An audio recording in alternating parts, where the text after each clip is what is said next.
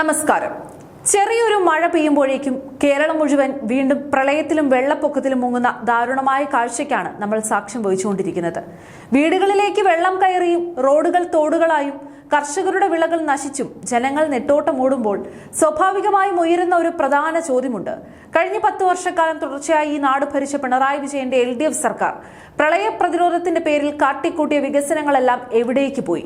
വലിയ തള്ളുകളും കോടികളുടെ പ്രഖ്യാപനങ്ങളും നടത്തിയതല്ലാതെ ഒരു മഴ പോലും പ്രതിരോധിക്കാൻ പാകത്തിന് നാടിനെ സജ്ജമാക്കാൻ കഴിഞ്ഞില്ലെന്ന വലിയ പരാജയമാണ് ഇപ്പോൾ വീണ്ടും ചർച്ചയാകുന്നത്. 2018-ലും 2019-ലും ഉണ്ടായ മഹാപ്രളയങ്ങൾക്ക് ശേഷം റീബിൽഡ് കേരള എന്ന വലിയ പരസ്യ ബോർഡും പിടിച്ച് നടപ്പിലാക്കാൻ തുടങ്ങിയ പദ്ധതികളെല്ലാം എവിടെ ചെന്ന് അവസാനിച്ചു? വിദേശ ബാങ്കുകളിൽ നിന്നും അന്താരാഷ്ട്ര ധനകാര്യ സ്ഥാപനങ്ങളിൽ നിന്നും കോടികളുടെ കടമെടുത്താണ് റെസിലിയന്റ് കേരള പ്രോഗ്രാം പ്രഖ്യാപിച്ചത്. Kerala bank, Asian infrastructure investment bank, French development agency എന്നിവരിൽ നിന്നെല്ലാം വായ്പ വാങ്ങിക്കൂട്ടിയ മുൻ സർക്കാർ 2023 ജൂണിൽ മാത്രം ലോക ബാങ്കിൽ നിന്ന് 1426 കോടി രൂപയ്ക്ക് മുകളിൽ കടമെടുത്തു. അച്ചൻകോവിൽ, പമ്പ, മണിമല നദീതീരങ്ങളെ സംയോജിപ്പിച്ച് ഇടുക്കി, കോട്ടയം, പത്തനംതിട്ട, ആലപ്പുഴ ജില്ലകളിൽ പ്രളയ പ്രവചന സംവിധാനങ്ങളും ആധുനിക അലാറങ്ങളും സ്ഥാപിക്കുമെന്നായിരുന്നു വാഗ്ദാനം. എന്നാൽ ഇന്ന് ഈ നദീതീരങ്ങളിലെല്ലാം വെള്ളം ഉയർന്നപ്പോൾ കൃത്യസമയത്ത് ഒരു മുന്നറിയിപ്പ് നൽകാനോ ആഘാതം കുറയ്ക്കാനോ ഈ കോടികളുടെ സംവിധാനങ്ങൾക്ക് കഴിഞ്ഞോ? ഇല്ലെന്നാണ് മുതിർന്ന ഉദ്യോഗസ്ഥർ തന്നെ തുറന്നു പറയുന്നത്. പമ്പ നദീതീരങ്ങളിൽ കോടികൾ വെള്ളത്തിലൊഴുക്കിയതല്ലാതെ ജനങ്ങളുടെ ജീവനും സ്വത്തിനും സുരക്ഷ നൽകാൻ ഒരു സിസ്റ്റത്തിനും സാധിച്ചില്ല.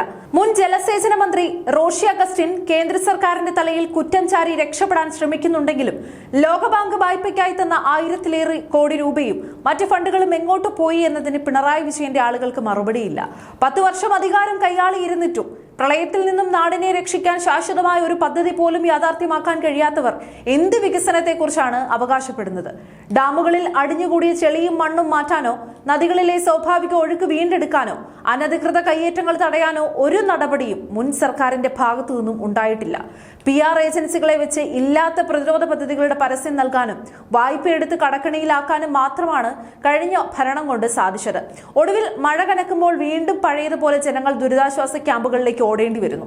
അന്താരാഷ്ട്ര തലത്തിൽ നവകേരള നിർമ്മിതി എന്ന് പറഞ്ഞ് കോടികളുടെ പരസ്യം ഉണ്ടാക്കി കൊടുത്തവർ ഉണ്ടാക്കി വെച്ച ഈ ദുരന്തത്തിന് ഇവിടുത്തെ പാവപ്പെട്ട ജനങ്ങൾ ഇനിയും വില കൊടുക്കണം. ഭരണത്തിന്റെ മറവിൽ വികസനമെന്ന് വ്യാജമായി അവകാശപ്പെടുകയും ഒരു പ്രകൃതി ദുരന്തം വരുമ്പോൾ കൈമലർത്തുകയും ചെയ്യുന്ന ഈ കപടതയ്ക്കെതിരെ ജനങ്ങൾ ചോദ്യങ്ങൾ ചോദിച്ചു തുടങ്ങിയിട്ടുണ്ട്. കടമെടുത്ത തുക മുഴുവൻ എങ്ങോട്ട് പോയെന്ന് തുറന്നു പറയാൻ പഴയ ഭരണാധികാരികൾ ബാധ്യസ്ഥരുമാണ്.